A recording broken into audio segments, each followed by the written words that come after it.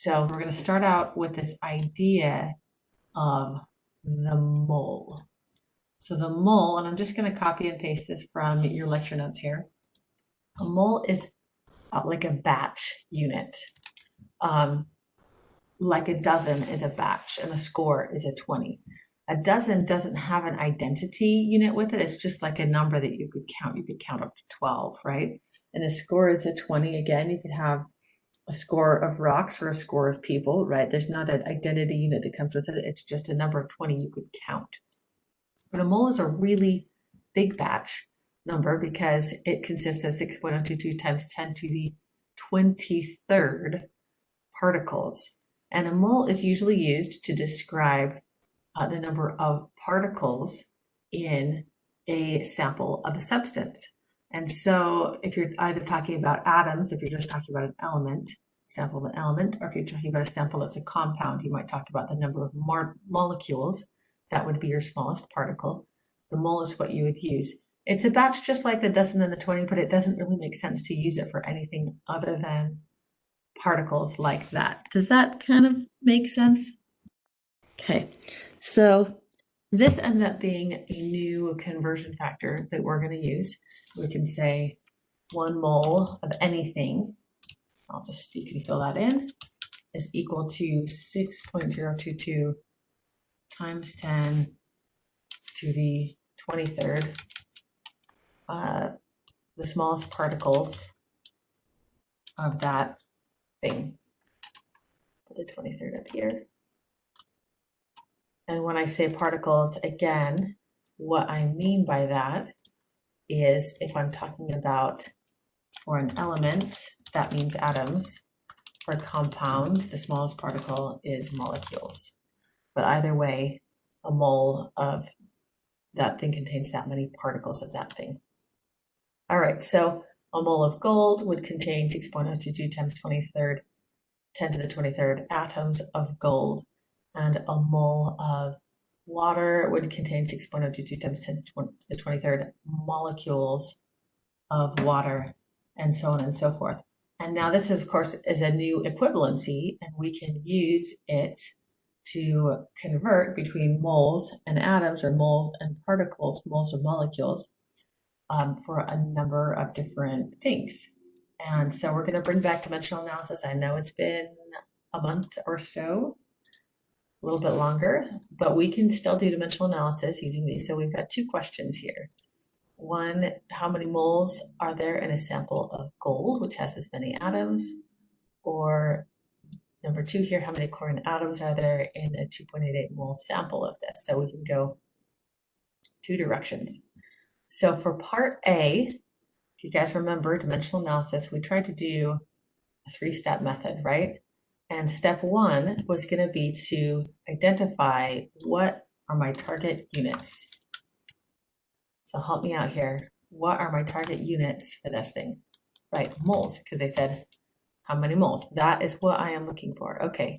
And step 2, we're going to assemble the workforce here. So what data do we have to help us solve this problem? What's given in the problem versus what do we need to find from elsewhere?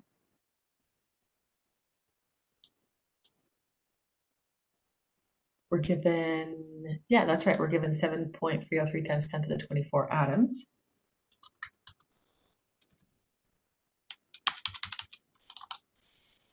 Good. I feel like this is small. Is this a little bit too small for you guys? Zoom in. Oh, it's a little bit big now. I should just change my font size. All right, so we're given moles, we're given atoms, and to answer this, that's right, Sarah, we're also going to need that conversion factor. For every 1 mole of anything, including gold, is going to equal 6.022 times 10 to the 23rd gold atoms in this case. All right, now, good news on this one, by the way, I will never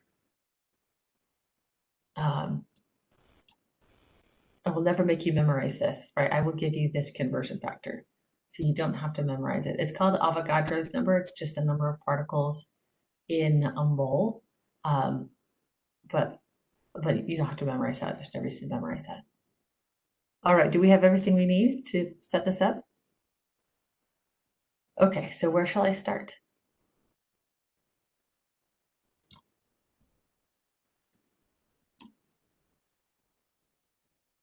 All right, so we're going to start with, Sarah wants us to start with 7.303 times 10 to the 24th atoms, gold. Okay.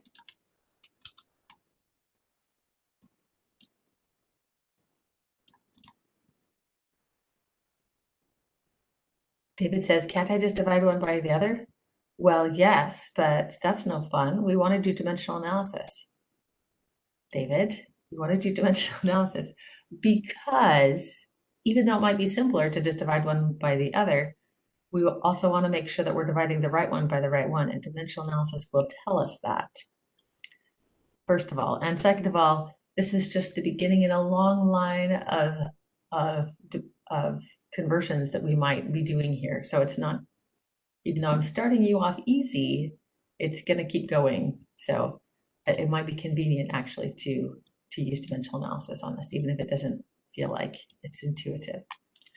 Okay, so Sarah says we're going to multiply by the conversion factor with the moles on top. So we're going to say 1 mole of gold atoms contains 6.022 times 10 to the 23rd gold atoms. Okay, 10 to the 23rd.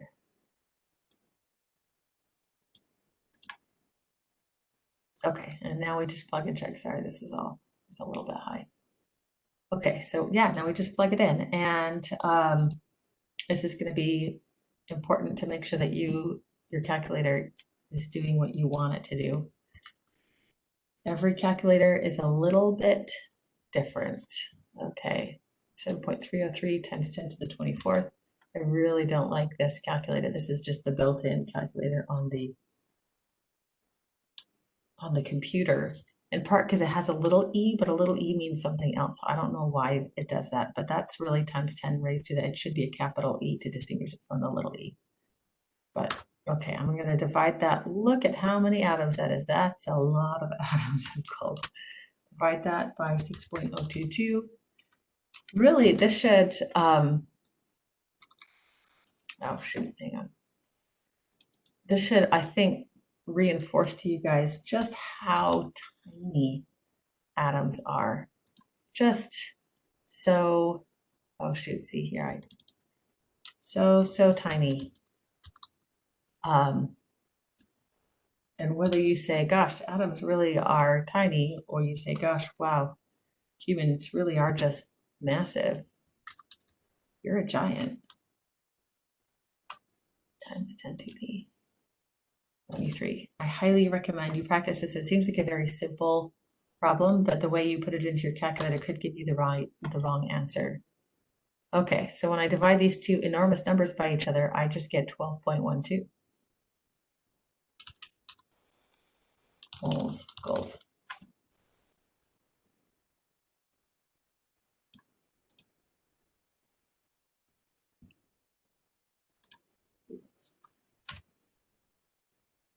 Does that make sense to you guys? If you don't have your calculators out, I strongly recommend pull those out and try it and make sure you get the same answer.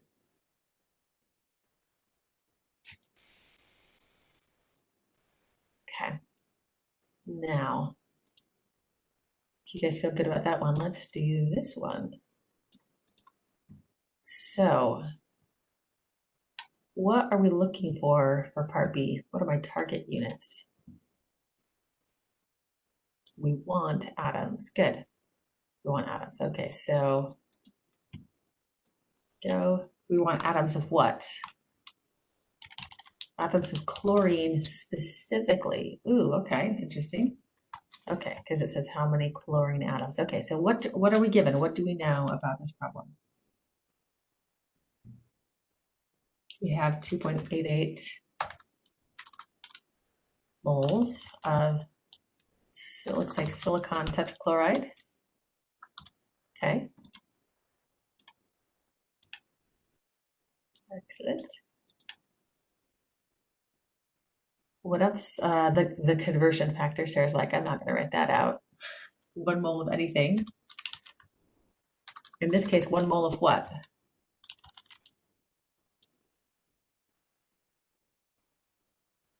One mole of SiCl4 equals 6.022 times 10 raised to the 23rd. Now the smallest particle here is not an atom, but a molecule, right? So molecules of SiCl4, okay. All right, stick my 4s in here.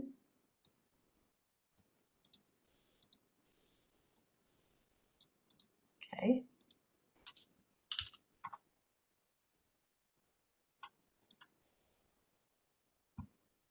Good question. Sarah says, how do I get rid of the Si? I need atoms of just Cl, and I know how many moles of the SiCl4, and I know how to get to molecules of SiCl4. What kind of conversion am I going to use that'll get me between molecules of silicon tetrachloride and atoms of chlorine? I need another conversion factor for that.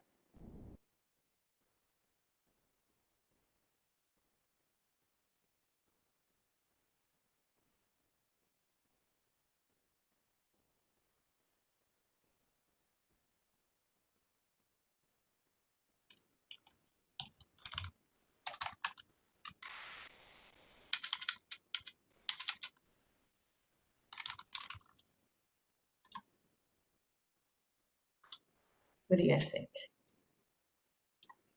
I could have asked you this as a test question back on our very first exam.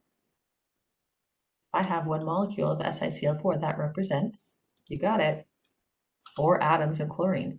Every 1 molecule has 4 atoms of chlorine in it. Does that make sense? You could just look at that formula and pick that apart. Okay, do we have everything we need to solve this question?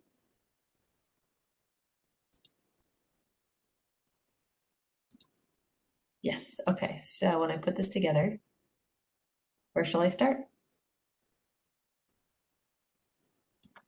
Nicole wants to start with 2.88, so 2.88 moles SiCl4, okay. Okay, now what?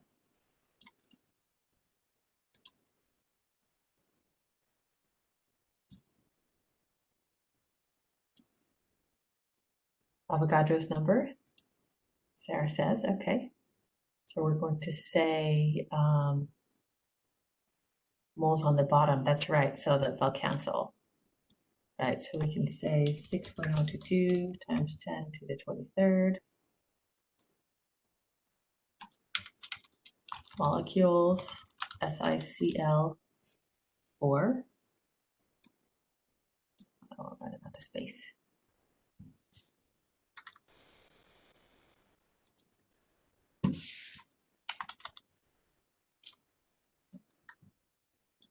In every 1 mole SiCl4.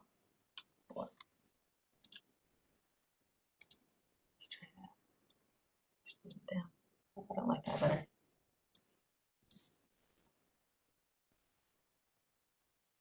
All right. Need a little bit more room here.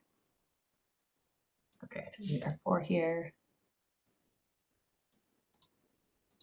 4 here, and our 23 here. Okay. Now, Sarah says we're going to multiply by 4 atoms in chlorine in every 1 molecule of SiCl4. And Sarah put the 1 molecule of SiCl4 on the bottom. Is that the right place for it?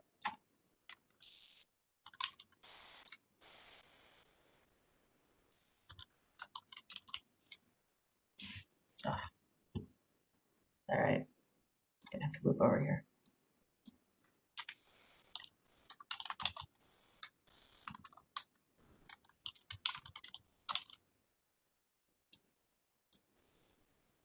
All right, how do you guys feel about this? Does that make sense? When we do this, our moles of SiCl4 cancel here. Our molecules of SiCl4 cancel here. We're left with atoms of chlorine, which is exactly what we wanted. And so now we just plug it in. 2.88 times 6.022 times 10 to the 23rd. Multiply that by 4, and I get, well, this is terrible. Am I supposed to count all those zeros? I'm going to get lost. 6.937 times 10 to the something.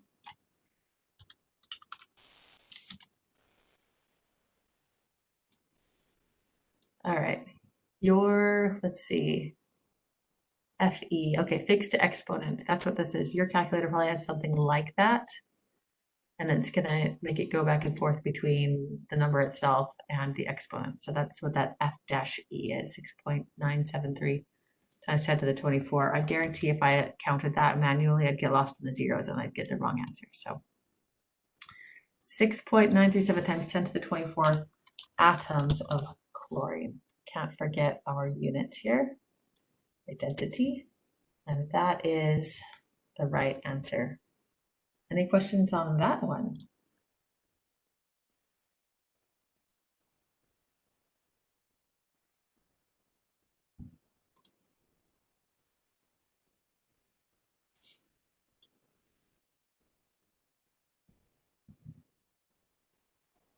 Should we do a few more for practice? It's been a while since we did dimensional analysis. Nice. Oh, good. Okay, well, let me pull these over from, I'm looking at your chemical quantities worksheet. Somebody mentioned that the worksheets were the best kept secret. I was like, I'm not sure they're a secret, but I do think that because you don't have to turn them in, it might feel like that just means that you don't have to do them. And it's true, you don't have to do them, but the secret is that if you do them, they'll be really helpful. So these are the problems that were given in the worksheet, section 1. So let's see. These first two are very simple, molecules and moles, atoms. But then some of these pick it apart, right? Carbon atoms in a molecule that contains carbon. Kind of going backwards. Ions. Okay, let's do this one. This one tends to be tricky for students. So let's do this guy. The number of ions in 0.38 moles of NaNO3. If I can zoom in without zooming that far in. Oh, it doesn't give me any. All right. Okay, so number of ions in 0.38 moles of NaNO3. Let's do this guy. So step 1, what are my target units here?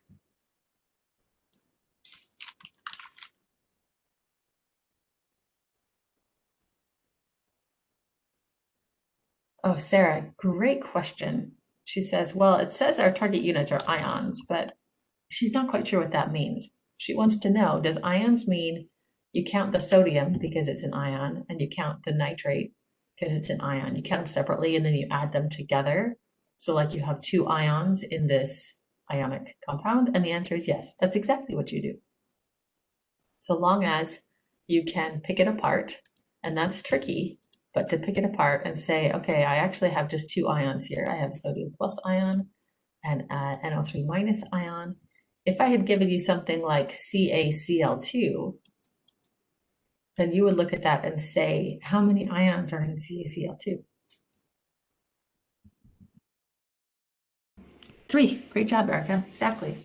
So sodium nitrate contains 2 ions in its formula. Calcium chloride contains 3 ions in its formula. We'll use this again later. I'm not just being obtuse. There's a reason that I'm asking this question.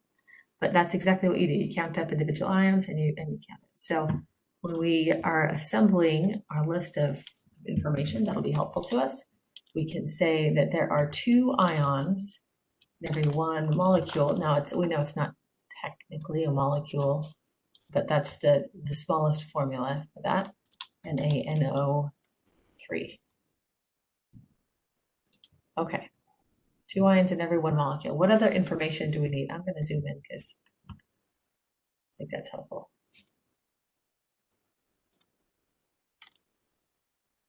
We need avocado's number. Okay, so 1 mole of anything including NaNO3.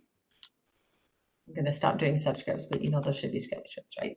Okay, is 6.022 times 10 raised to the 23rd particles, which in this case, because it's a compound, then that's going to be molecules, NaNO3. Okay, and that's right, we were also given that we have 0.38 moles NaNO3. Okay, now we can put this together with our dimensional analysis line here. Where shall we start? Okay, 0.38 moles NaNO3. Okay, and again, that one isn't equal to anything, so we don't have to have something on the bottom. We just, that's the one, that's the piece that we need, that's all. I'm gonna move this down here so I don't run out of room and have to use my work. Okay, what do we do next? Avogadro number with the moles on the bottom. Okay, so moles NaNO3 at the bottom, which means that Avogadro's number is going to be on the top, 6.022 times 10 raised to the 23rd of molecules NaNO3 are present in 1 mole NaNO3. Okay. Go. Now what? And we see that we have, good. 2 ions are present in every 1 molecule NaNO3.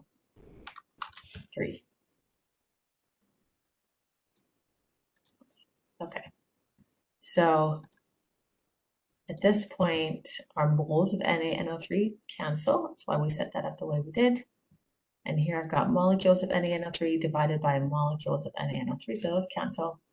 And when I plug it in, we're going to have 0.38 times 6.022 times 10 to the 23rd. Multiply that by 2, and I get 4.58 times 10 to the 23rd.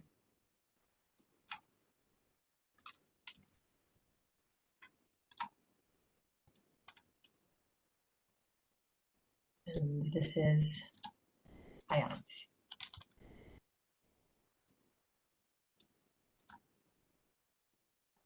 All right, what do you think?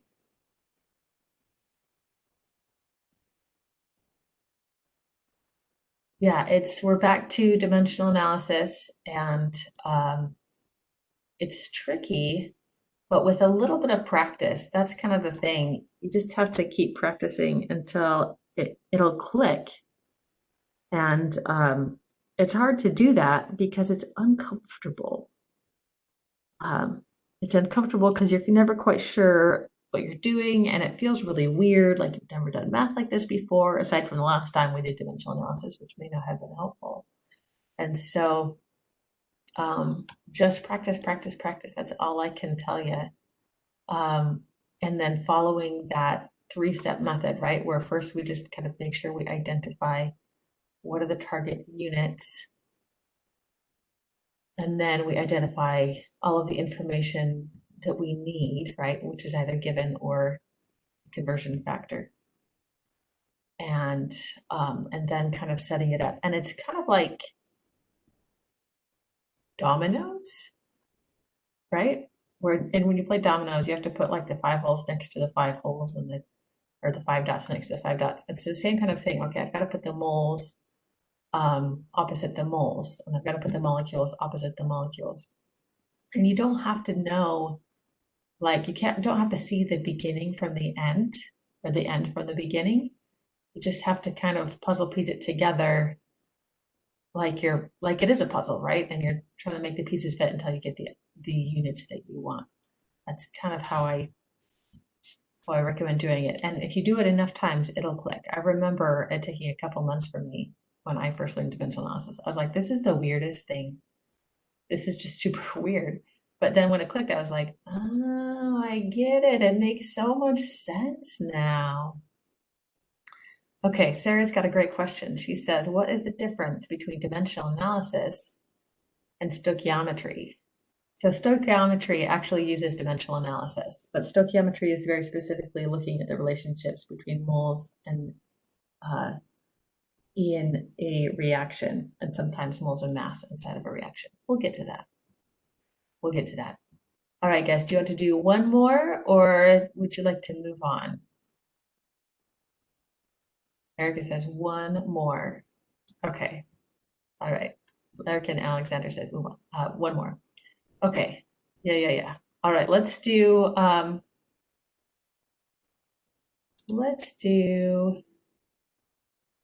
two more. Let's do both of these. And I'm just going to copy them and drag them down here.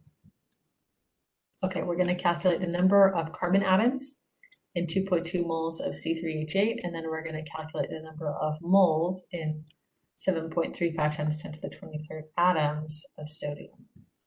So, step one for this guy, we need to calculate what am I looking for, not calculate, we need to identify, just so I know what units that I need at the end of the day to not cancel. Right, that's right, we need carbon atoms.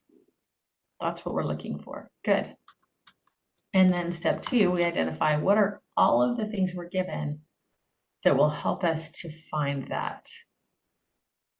Either given in the problem right here or something else that we might need, that conversion factor we've been using. And hopefully you see, you're just looking at the thing here. We are given that we have 2.2 moles of C3H8.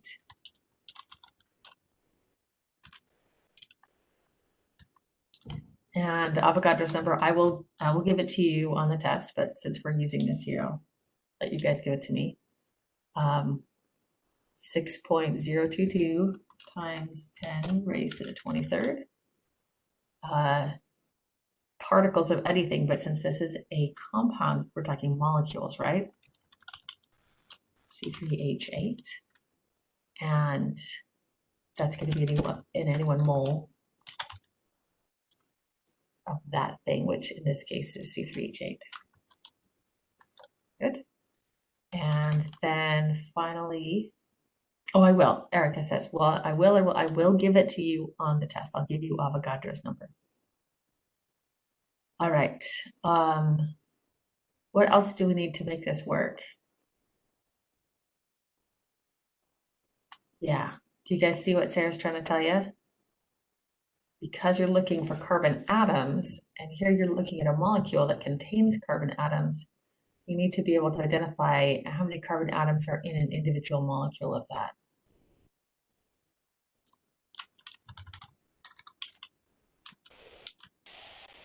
Which is 3, right? Does that make sense?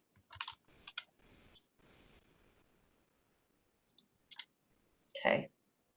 So these are all of the pieces that we need. We've got the piece that they gave us. We have this piece that we got when we analyzed the formula, C3H8, to say there's 3 carbon atoms in there.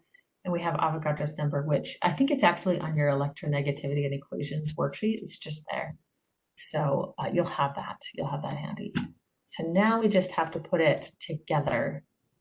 And is this the part that's tricky for you guys to say, like, how do I set this up?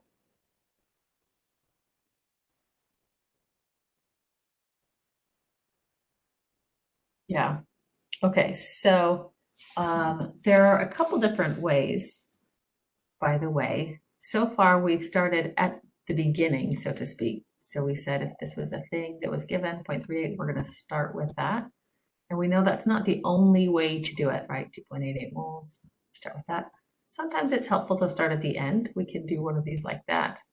And that's where we say, if I want carbon atoms, then I'm going to start with carbon atoms, right?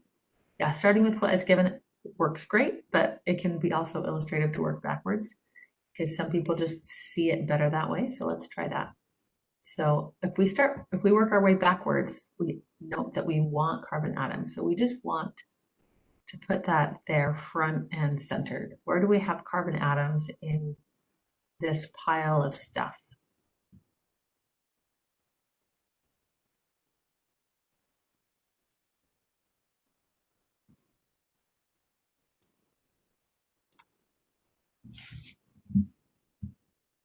Yeah. Do you guys see that? Here's where you have the number of carbon atoms. Yeah. Okay, so 3 carbon atoms in every one molecule, C3H. Perfect. And now we can say, great, I've got carbon atoms front and center. That's just what I want. Little smiley face. But it comes with this molecule of C3H8. I don't want molecules of C3H8. So how do I get rid of molecules of C3H8?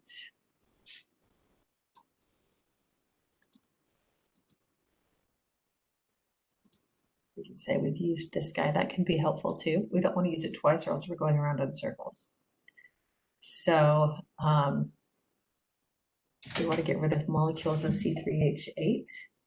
And we're going to use this conversion right here that contains molecules of C3H8, okay?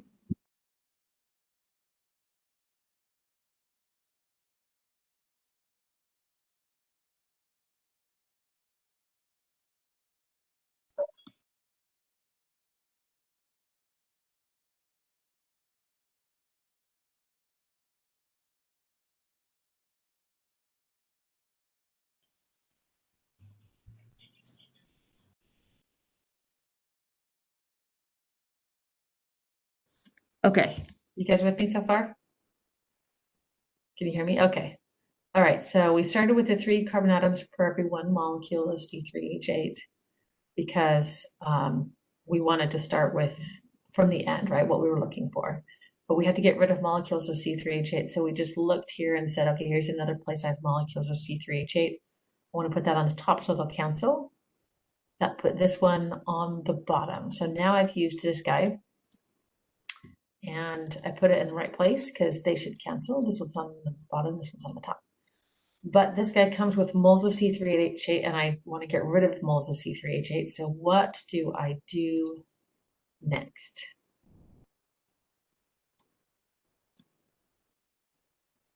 .2 moles and I put it on the top. Why do I put it on the top?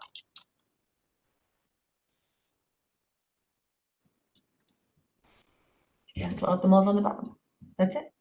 Just like that. Okay, and there's nothing on the bottom here because this was not equal to anything, right? It was just a thing all by itself. So you could say, you know, in our sample, and then that gives you the number of carbon atoms in the sample, but there's no need to do that. It's okay to leave a hole there. And then we just plug it in and we say, okay, we've got 3 carbon atoms, multiply that by 6.022 times 10 to the 23rd, multiply that by 2.2, and I get 3.97 times 10 to the 24th. Perfect. You guys like going backwards or forwards better? It's a little different. But I wanted to remind you that there's not like a one right way to do these, right? You can start from either direction. So long as they cancel out, you can be sure that it's working.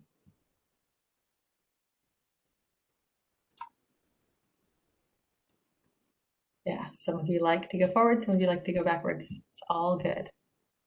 I like to go backwards because then I never end up with the units I want at the bottom, which sometimes happens. So that could be helpful. Okay, so let's do this last guy here, and then we can move on. What are my target units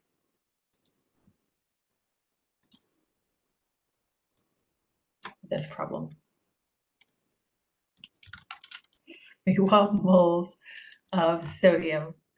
And what are we given? It's going to help us find, yeah, we can just pull that straight out of the problem. 7.35 times 10 raised to the 23rd atoms sodium. And Avogadro's number. Sarah's going to call out Avocado's number for the rest of her life here. 1 mole of anything, including sodium, is going to equal 6.022 times 10 to the 23rd of the smallest particles of those things, which the smallest particle of an element is an atom. There we go.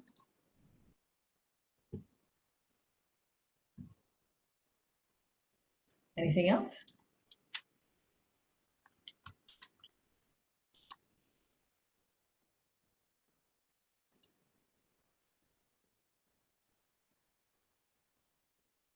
That's it. That's all we're going to need. Okay.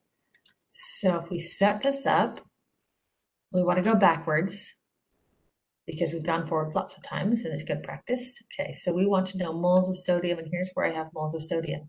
So I'm going to start here with this guy, because that's where I have the units that I need, right? So 1 mole of sodium is equal to 6.022 times 10 raised to the 23rd. Well, times 10 raised to the 23rd. Atoms of that thing.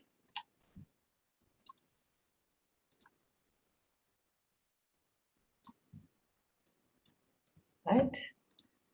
And what shall I do next? Sarah says, put this on top. Why am I going to put that on top, Sarah?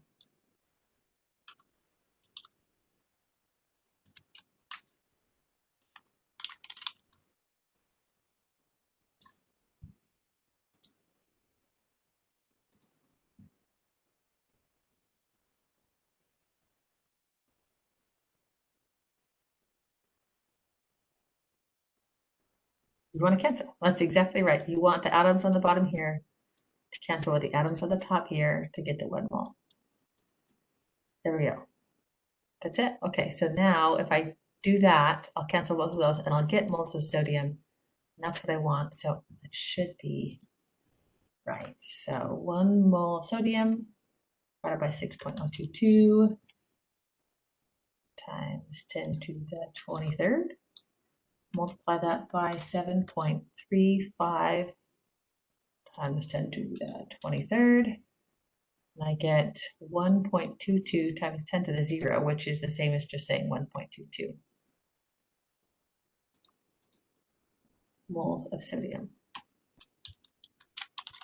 If you're still a little bit sketchy on this, just practice, practice, practice. There's not a shortcut for that.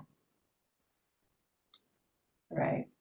Here's a little aside. So it's called Avogadro's number after an Italian scientist, Amedeo Avogadro. His whole name, and I'm going to butcher this, so apologies to any of you who speak Italian. His full name is Lorenzo Romano Amadeo Carlo Avogadro, Count of Carigna and Cerreto. So I love that he has a really, really long name, since the Avogadro's number encompasses like a really, really big number. So that's kind of, I think that's fitting, right? He's got this huge long name for this huge long number. It's kind of fun. All right. Let's move on. We're going to talk about molar mass next here. You know what? Let's take a little break. 5-minute break. We'll come back at 8:52 according to my calculations, and we'll continue from there.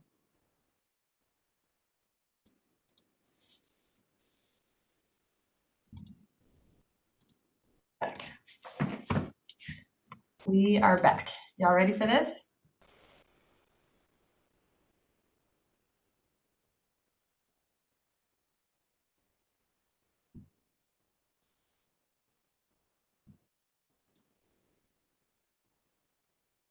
Okay. All right. So the next thing we need to talk about is molar mass. And molar mass is, as it looks like it's trying to describe, it is the mass of 1 mole of any substance. That is the molar mass. And this is why we actually use Avogadro's number, because the masses that we have on the periodic table, let me bring that up really quick.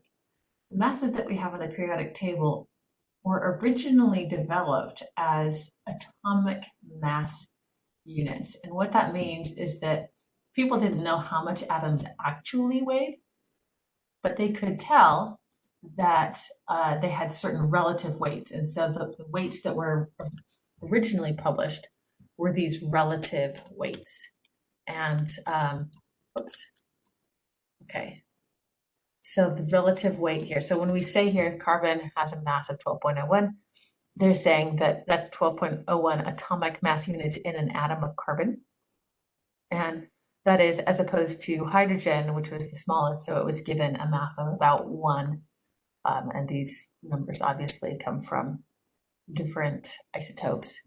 But 1 atomic mass unit for the lightest, simplest hydrogen. Carbon weighs about 12 times as much. So carbon has an atomic mass unit of 12, or that is a weight of 12 atomic mass units per atom, and so on and so forth. But an atomic mass unit is actually not helpful any more than 1 atom of carbon is helpful because they're so small, you never have just a single atom of carbon.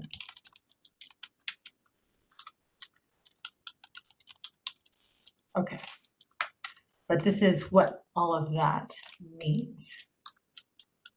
Does that make sense? You can call that AMU for short. Okay, so 1 atom of carbon weighs this many atomic mass units. 1 atom of hydrogen weighs that many atomic mass units.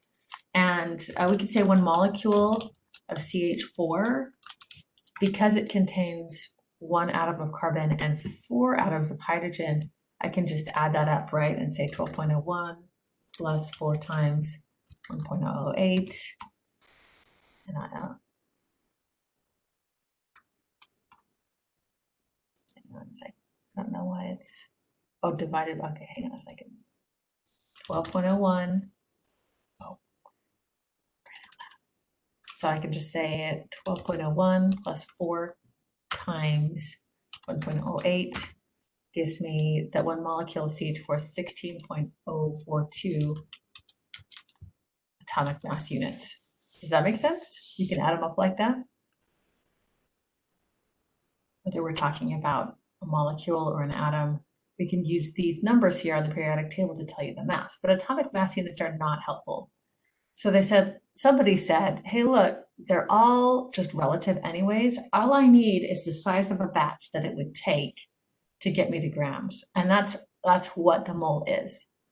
1 mole is the batch that says a batch of this size, 1 mole carbon atoms, instead of weighing 12.01 atomic mass units per atom, the entire batch weighs 12.01 grams. And because everything is relative, if I have the same number of atoms, since each one weighs relatively that much, then it works for everything. It's on the periodic table. So a mole of hydrogen atoms is 1.008 grams. And then of course you can do math and add it up. 1 molecule of CH4 is equal to 16.042 grams. So the numbers here on the periodic table, they're doing double duty. This 16 on oxygen tells you that 1 atom of oxygen is 16 atomic mass units. But the more useful thing is that tells you that 1 mole of oxygen atoms weighs 16 grams. That's something you can put on a scale. Are you guys with me?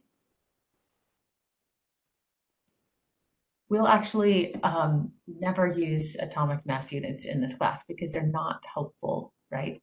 You just need, what we need is grams and moles, and we can understand that moles represent a certain number of atoms, but you can't actually see the individual ones. You're never going to count them out one at a time.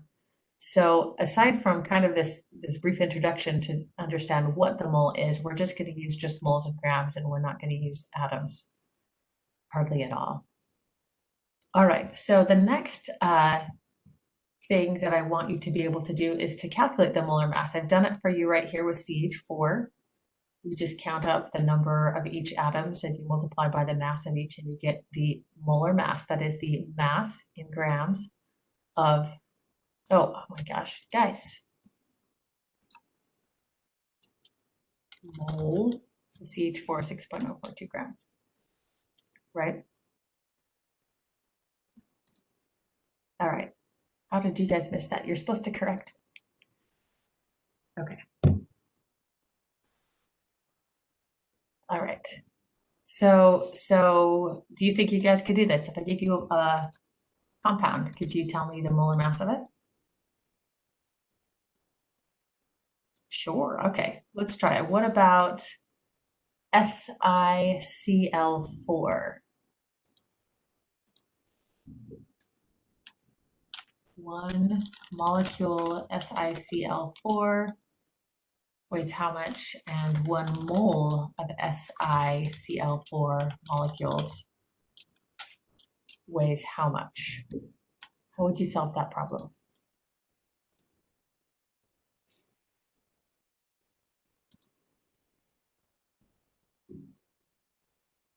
You guys gave me the answer, but you didn't tell me how you'd solve the problem.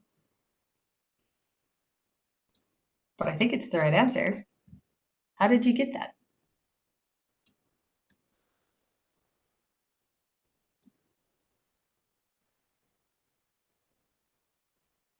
So you guys took the mass of chlorine, which is 35.45, and you multiplied it by 4 because there's 4 of them. And then you added the mass of silicon. Okay, so let's see. So if I take 35.45 times 4 plus 28.09, right on. You get a mass of 169.89.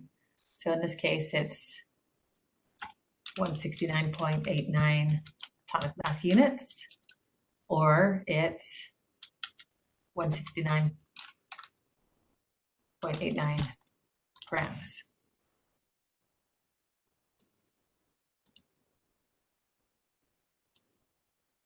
So Alexander's got a great question. He says, where does the 4 come from? It comes from right here. So you have to look at the formula of the thing, and then if something has more than one of a type of atom in there, you have to multiply it through, right? So because a molecule of SiCl4 contains 1 silicon atom and then 4 chlorine atoms, you have to multiply the mass of chlorine by 4 because you've got 4 of them. That makes sense. Okay, so this next section on your chemical quantities worksheet is doing exactly this, just calculating the molar mass for a couple of substances. So let me pull this up here for you, and we will do just a few more for practice.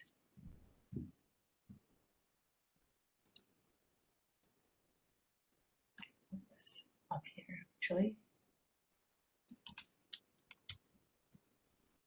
Okay, we can do these guys here. So when we calculate the molar mass for P4O6,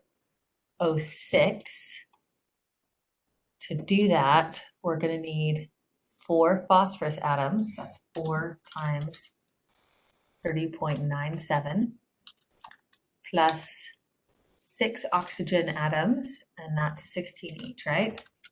So that's going to give me a total of, see, 4 times 30.97 plus 6 times 16, 219.88. Oh, perfect. Nicole was on it. Okay, so the units here, since you add those up, you get that. That tells you that's the number of grams in 1 mole. So I could either say 1 mole of P4O6 molecules equals this many grams, or to shorten that up, we usually say grams per mole.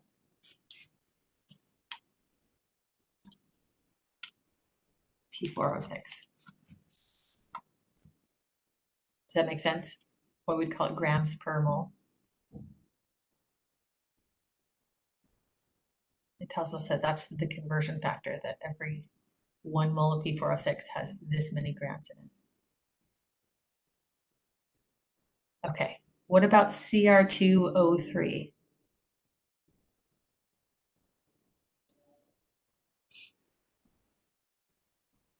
Okay, you guys are getting 152. So just to like verify, you've got 2 chromiums. They each come in at 52. Took me a minute to find that. It's over right here on the periodic table. plus 3 oxygens. And again, of course, you're given the periodic table on your exam, so you print this one out. So you don't have to memorize any of these numbers. It even has the names, so you don't have to memorize the names. And so this should just be a matter of looking it up and kind of plugging it in. So 2 times 52 plus 3 times 16, good, 152 grams per mole Cr2O3. Okay. All right. What about, let's do NH42SO4 down here.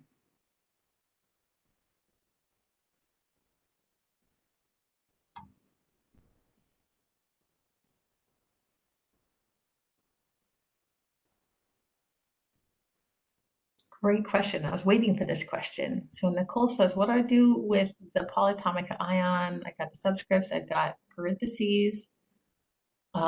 You multiply them. So the question is, do I add them or multiply them? And the answer is you multiply them just like you would in math, right? In math, when you've got parentheses and a 2 outside of it, that means that the 2 distributes and you multiply through. So that tells you you have 2 nitrogens, and 2 times 4 is 8 hydrogens, right? Great question. And I do expect these take a little bit of time. You're going to be doing some work on your paper when you are doing this. So 2 nitrogens, just to show. When you're doing this on the exam, I'll expect there'll be a lot of times when you're just looking down at your paper or oxygen. So this is, if you break it down, if this helps, this is the number of each type of atom that you're going to be adding up here. So 2 nitrogens, those are each 14.01, plus 8 hydrogens, those are each 1.008, plus a sulfur, that's 52.07, plus 4 oxygens, so that's going to be 4 times 16. And when I plug all of that in,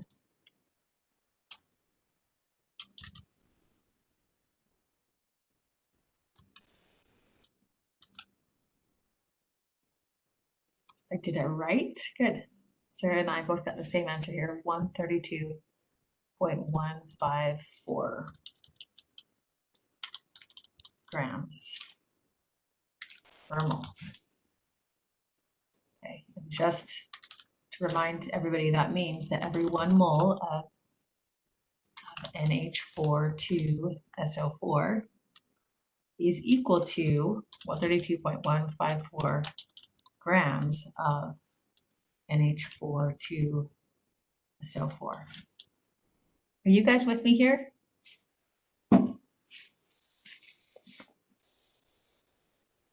Would you like to do a few more as practice?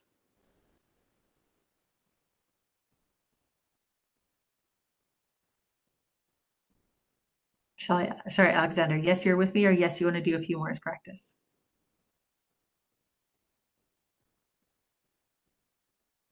Okay, let's do these 2 here, and then we'll move on to the next bit. So for copper 2 nitrate, and by the way, I could do this to you on the test. I will do this to you. I'm just warning you.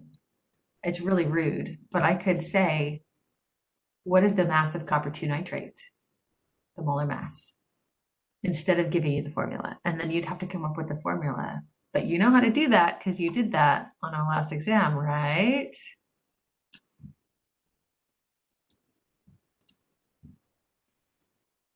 Just fair warning for you. Want some little extra space here. Okay, so copper 2 nitrate.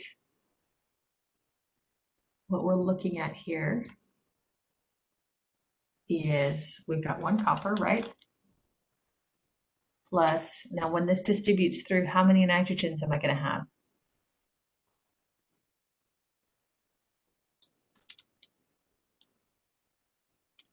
Yeah, I've got 2 nitrogens.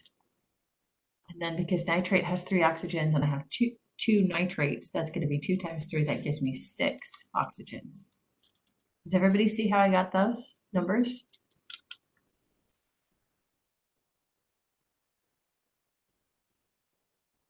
Okay, so now when I plug them in, what's the value I'm going to use for copper?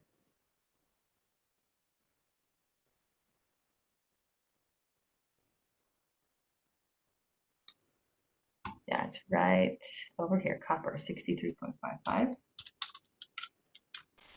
Now I need 2 times, what's the value I'm going to use for nitrogen? Oh, Sarah's got it. Look at you.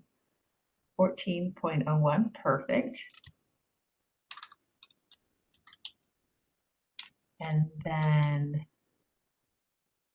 then for oxygen, perfect. Yeah, we got the 16 right here. So we've got 6 times 16. And then when I plug all of that in, got our 63.55 plus 2 at 14.01 plus 6 times 16. Good, 187.57.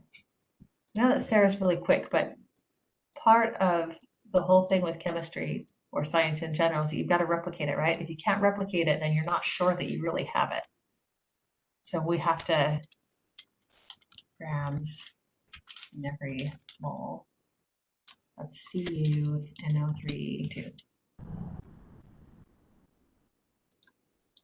So that's right, Alexander. You just look at the periodic table, you bring in these numbers, you multiply by the amount that you have, and that's how you get the molar mass.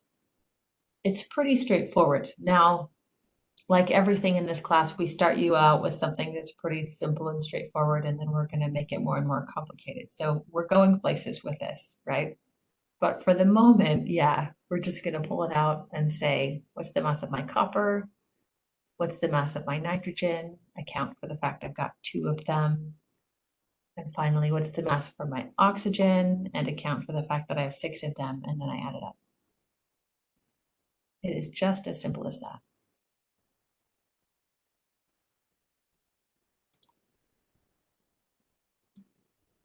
So if I do this one here, do that one.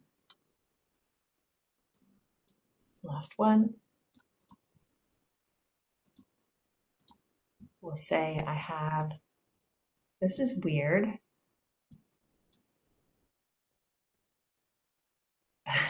Erica, are you talking to me or are you talking to Sarah? Sarah, slow down.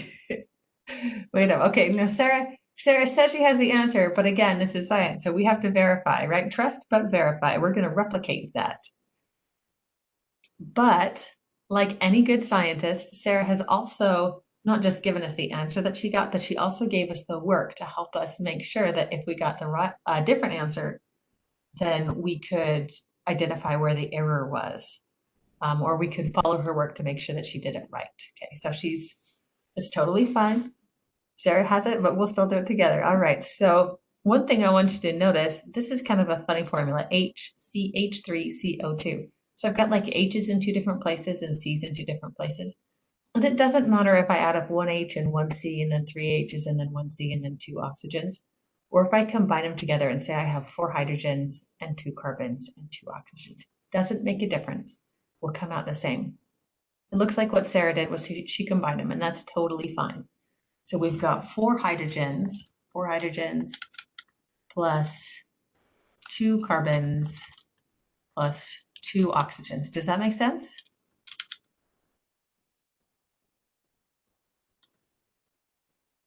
Okay, so then if we pull out our numbers, what is the mass for my hydrogen here? 1.08. This is right, it's right over here. You might not be able to see these numbers on your screen. I apologize if they're too small. All right, and then I've got 2 carbons, and they each come in at, they're right here, 12.01. And then I've got 2 oxygens, and they are right here. They're coming in at 16.0. Does everybody agree with that?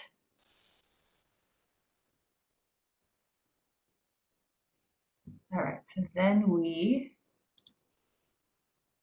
all right, so 4 times 1.08 plus 2 times 12.01 plus 2 times 16.0, 60.052. Is that what Sarah got?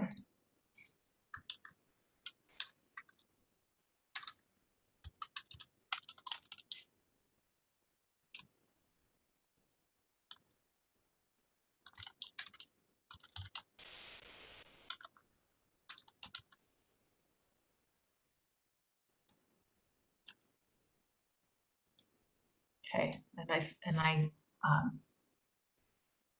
pulled this out on purpose because I want you to remember that the value we get here, the numerical value, that's the number of grams that's equal to 1 mole.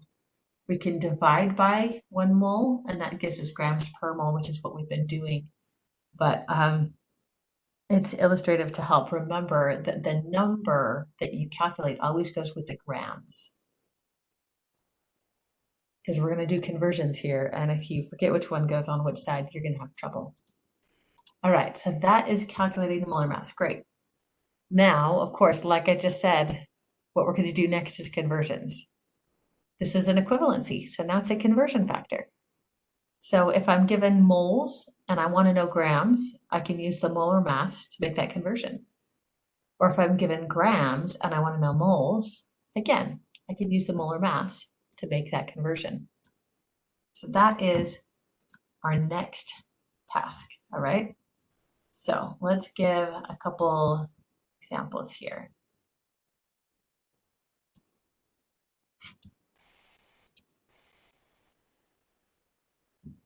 Oops. Why is it down? That's why. Okay, first we want to determine the number of moles in a sample containing 1.58 grams of ammonium hydroxide.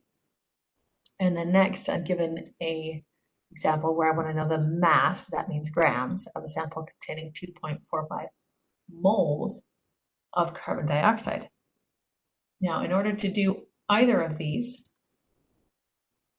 I'm first going to need a conversion factor that takes me from moles to grams. And what is that going to be?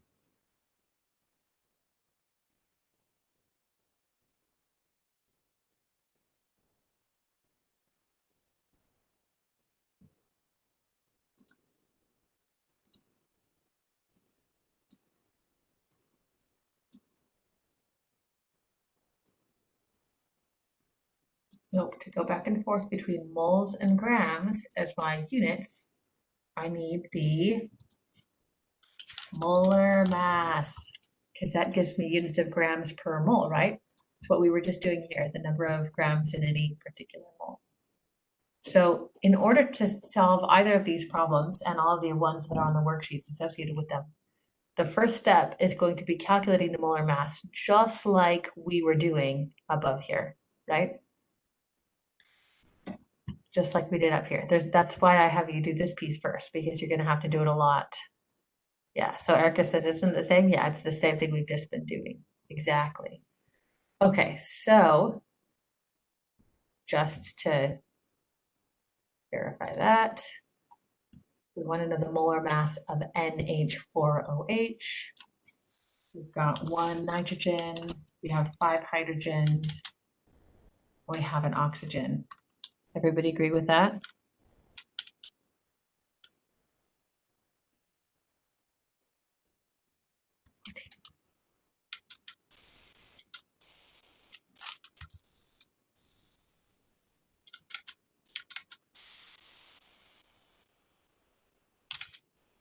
Okay, Sarah looks like she's got the answer, but we've got to verify. 14.01 plus 5 times 1.08 plus 16, 35.05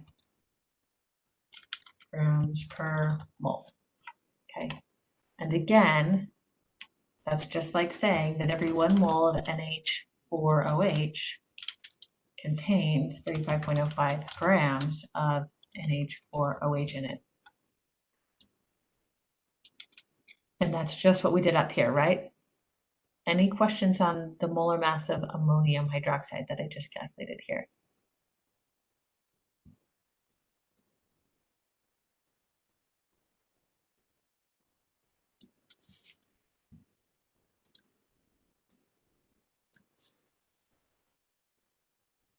Okay, there's no questions. Then we like to do this with dimensional analysis, so I'm going to go back to my three-step method. Number one, what am I looking for? Moles are my measurement unit. What identity unit? Moles of what? NH4OH. Can't be anything else. There's nothing else in that sample I could talk about, right? Excellent. Okay, that's what I'm looking for. What am I given?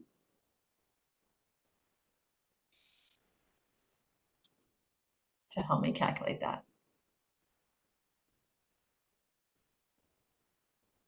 Perfect. I'm given that I have 1.58 grams NH4OH. And then what can I deduce based on what else am I given here? Yeah, Nicole's totally on it. I could deduce that I have this molar mass from the formula of the substance that they gave me. So I've given this many grams, and because they gave me that formula, I also know that every 1 mole NH4OH is equal to 35.05 grams NH4OH. Now you could just say 35.05 grams per mole as well, but I'm going to keep it like this just for a minute to help us kind of remember that as we're setting up our dimensional analysis. Okay, so let's set up our dimensional analysis here. And where shall we start? Sarah wants to start at the beginning. It's a very good place to start. 1.58 grams NH4OH, right? And I want to cancel that out because I don't really want grams, I want moles. Then what shall I do next?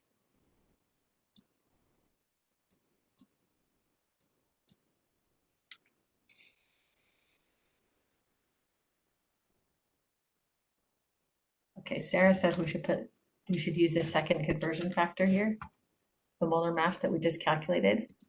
She says I should put 1 mole of NH4OH on the top and 35.05 grams of NH4OH in the bottom. What do you guys think of that? Does that seem right? Do you want the grams to cancel? Do they cancel? Here I've got grams of NH4OH in the top. Here I've got grams of NH4 on the bottom, so they do cancel.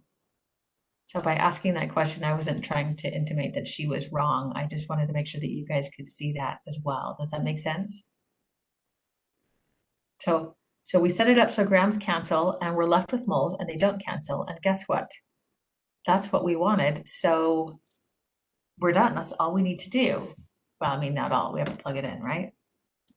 So we could say 1.58 grams of ammonium hydroxide divided by 35.05 grams of ammonium hydroxide in a mole of ammonium hydroxide.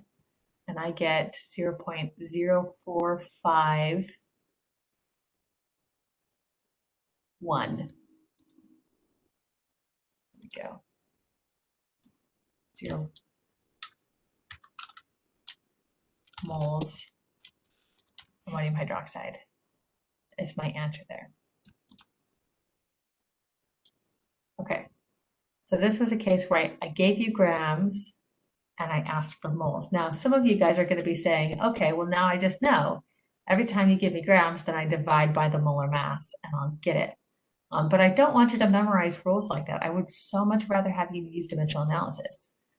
So instead of memorize 50 different rules, you just say, I have grams, I want moles. This is how I set it up for my grams to cancel. Good question. Sarah says, how do I know where to stop the decimal? Like why didn't I call it 0.04508 or why didn't I call it just 0.045 and leave it there? The answer is for this problem because I gave you 3 digits, pardon, 3 digits on the 1.58 grams. I wanted 3 digits on the ammonium hydroxide. Again, I'm never going to test you on significant figures, but that's a significant figures question. All right, so on your chemical quantities worksheet, and again, this is your worksheet here,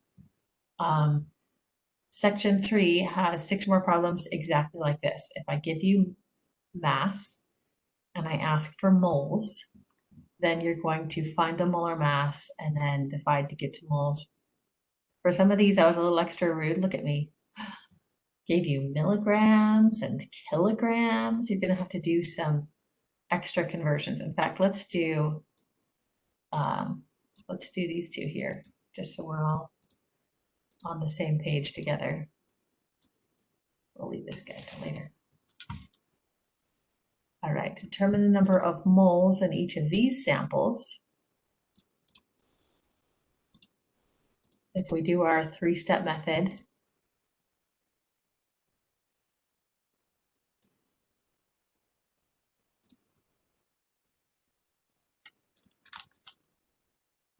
oh, hang on a second. Pause.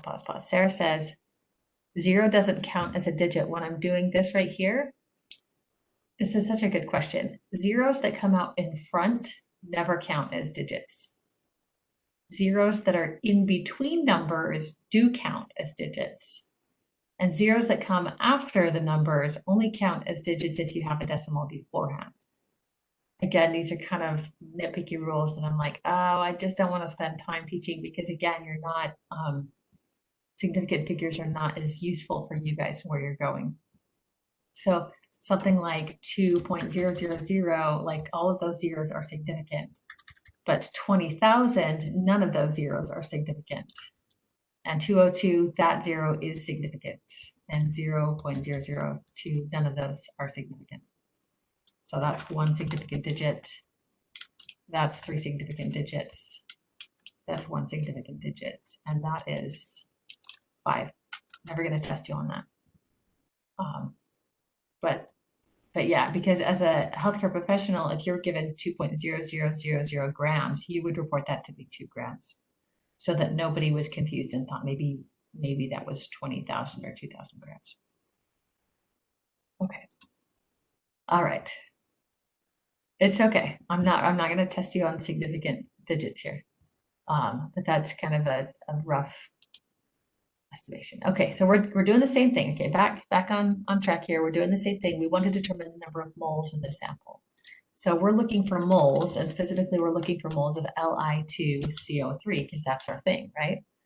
That we're working with. And so in order to solve this, we need to know what did they give us? And what did they give us here? What information we're going to need to use to solve this problem?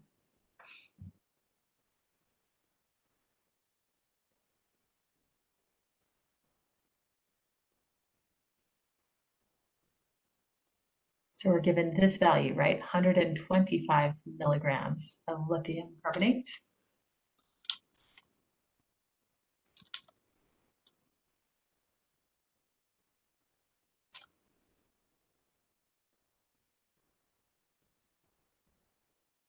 Good, and it's lithium carbonate. Sarah says that my molar mass is 73.852 grams. I'll write this down, but I can check it in a minute. 892 grams.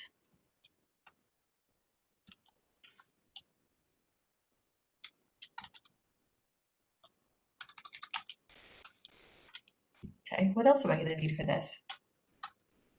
Oh yeah, aren't you guys so excited? 1,000 milligrams of anything, in this case Li2CO3, in every 1 gram of Li2CO3. 1,000 milligrams and 1 gram of anything. Okay, so just to verify, trust but verify, 2 lithiums plus 1 carbon plus 3 oxygens. 73.892. Very nice. Okay. So we do need to still remember our metric units here, but I think we've got everything we need to set this up. So where shall we start? Sure, let's just start at the beginning. It's a very good place to start.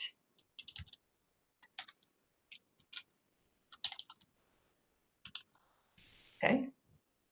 Now what shall we do?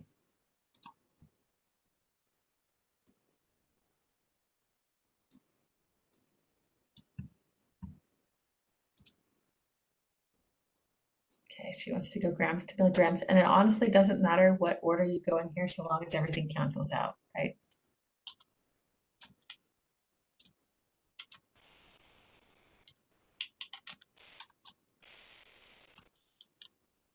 And again, you could also just say 1 milligram is 0.001 grams as well. That's another identical conversion factor. Okay, and now what do we do?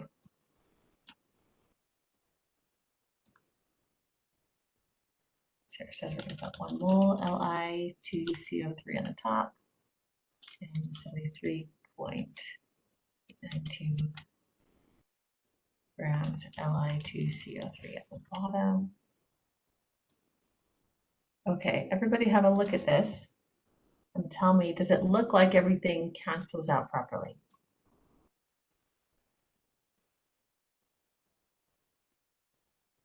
Good. Alexander says, okay, yeah, my milligrams cancels here, and my grams cancels here, and I'm left with moles, and that's what I wanted. So we're happy, and we can plug that in. So 125 milligrams divided by 1,000 milligrams in a gram, divided by 73.892 grams in a mole, gives me 9.24 moles lithium carbonate.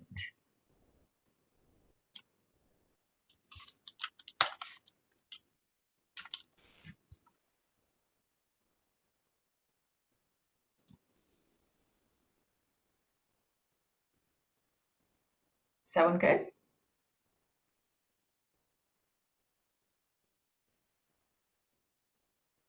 Did I divide? Did I not divide? I didn't divide. You're right. You said no. I wasn't sure what you said no on, but it looks like I multiplied here by 73 point. Okay, hang on. Good catch. Thank you for catching that.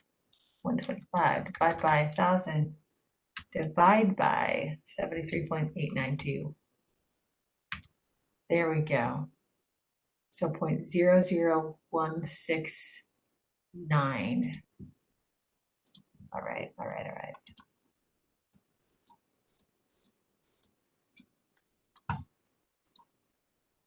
Good catch. Thank you, Sarah.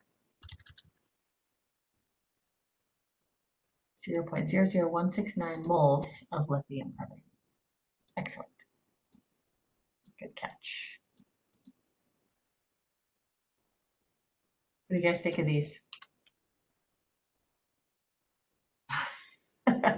Thank you for being honest, Alexander. It'll come. It'll come. Okay, so kilograms is going to be the same as milligrams, but now you're going to use a different metric conversion. I'm going to skip ahead to part B so that we can do some of this other kind here, okay? So, and I need some more space on my paper. Okay, determine the mass of a sample containing 2.45 moles of CO2. So here now, step one, what do I want? If I'm asked for the mass, what units do I really want? I really want grams. And they want grams of CO2, because that's the thing that's in my sample. Excellent. Step two, what do we have that's going to help me solve this problem?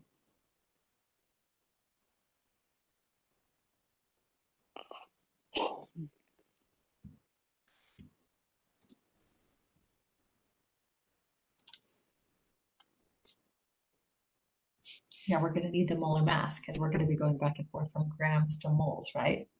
So good. If I've got 1 carbon, plus 2 oxygens, then that's going to be a molar mass of 44.01 grams per mole. So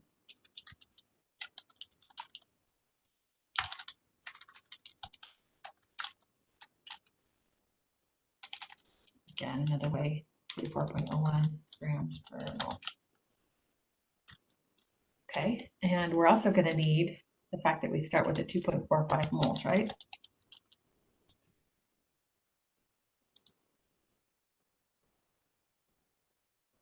Do we need anything else, or is that all we're going to need?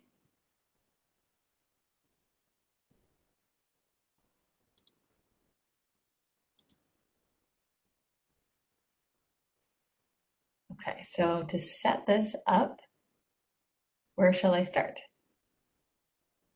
Let's go backwards. Let's go backwards. I want grams of CO2, so let's just start with that front and center. I want grams of CO2, so here's where I have grams of CO2. So I'm going to put that first, 44.01 grams CO2 in every 1 mole of CO2. And now I've got this where I want it, hooray, and I just need to get rid of moles of CO2. How do I do that?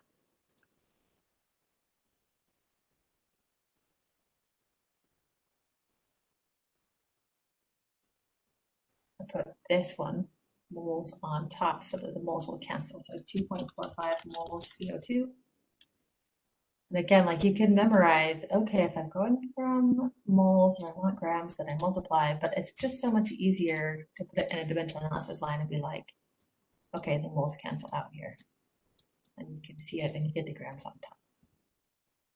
So I plug that in, 44.01 times 2.45 equals 107.8245.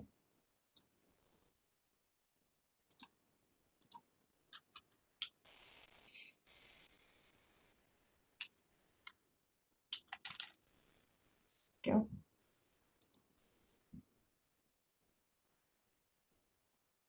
Excellent. Excellent. And on your, again, on your worksheet, this next section is just 6 more examples of doing the exact same thing. If I give you moles, then you can tell me the mass. And again, I was a little rude. I've got a bunch with moles, and then I've got micromoles and millimoles. So that'll be fun, just to, as a kind of a throwback reminder how to do metric prefixes. Should we do, let's do one of these. Let's do the millimoles, hey? Just as our last thing here. So if I determine the mass of a sample containing this many moles of iron, step 1, what am I looking for?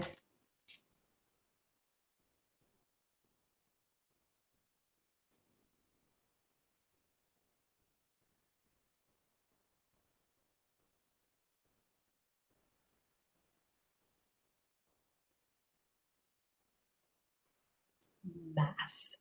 So it's very vague, find the mass. So we know that that usually means grams, but we could actually report that as milligrams or micrograms if we wanted to. But let's look at grams, and then if it's a very small number, we can report it as one of those other ones.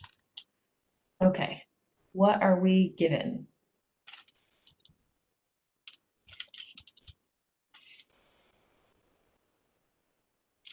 0.0357 millimoles. What else are we going to need for this guy?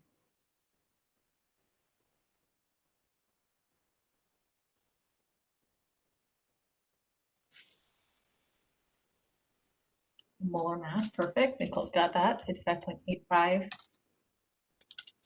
grams per mole for iron. And then Sarah also says, look, we've got to go from millimoles to regular moles. So we're going to need, what's that conversion going to be? I've never done millimoles before. I don't know how.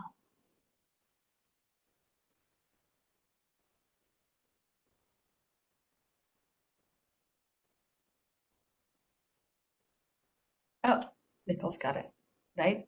So milli means the same thing, whether I'm talking about moles or grams. So if there's 1,000 milligrams in 1 gram, then there's 1,000 millimoles in 1 mole.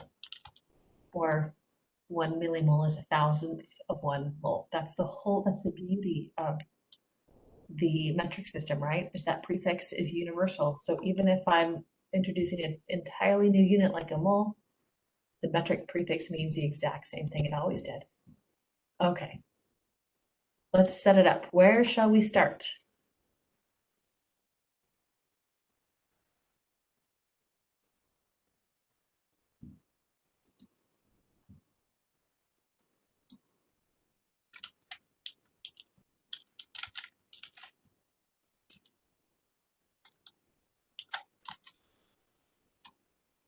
Sarah wants to start with my 0.357 millimoles. Okay. Okay. Next.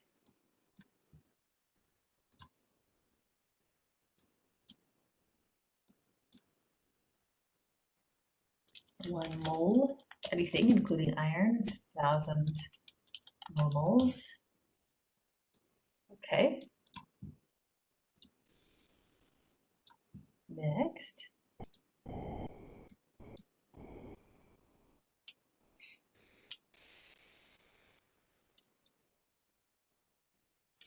One mole Fe, 55.85 grams.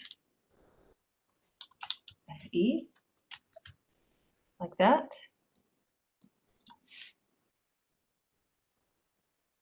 A good catch. Do you see what Sarah did?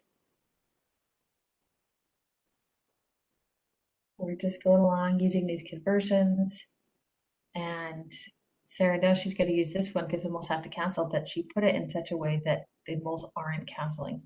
So we're going to flip this one so that it works, right? This is again the beauty of dimensional analysis is it tells you if you're doing it wrong. If you're paying attention, you'll see moles don't cancel. I must have put that in upside down.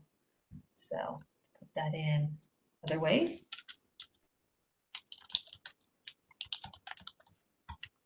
Okay.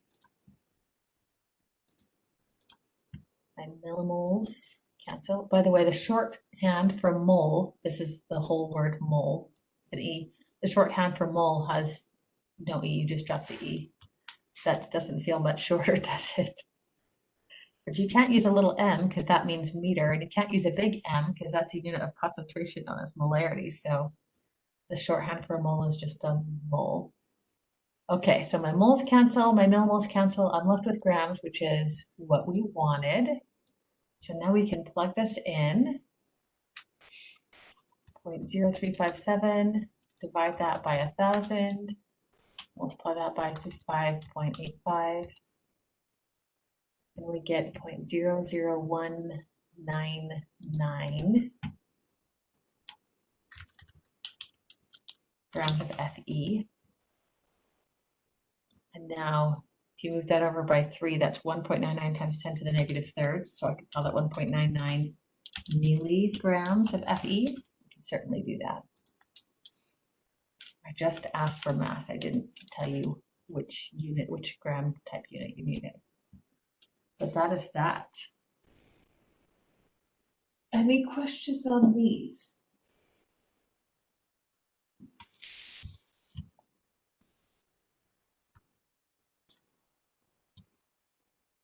That's the end of our first lecture. That's the whole first page of our chemical quantities worksheet, which is just lots and lots of practice doing all of these problems. Strongly recommend that you do those.